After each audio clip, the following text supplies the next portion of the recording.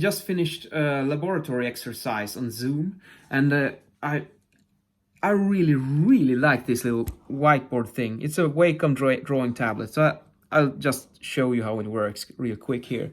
Because now I did some mathematical problem here, so I copy paste the question here, and I can do the solution there, and when I move it around, so it's basically a big infinite whiteboard here.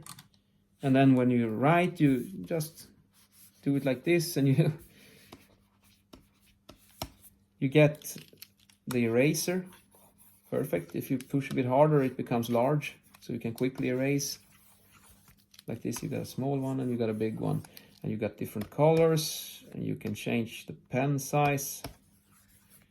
Thick pencil, small pencil. So it's a great tool for any teacher, these drawing tablets. Highly recommended.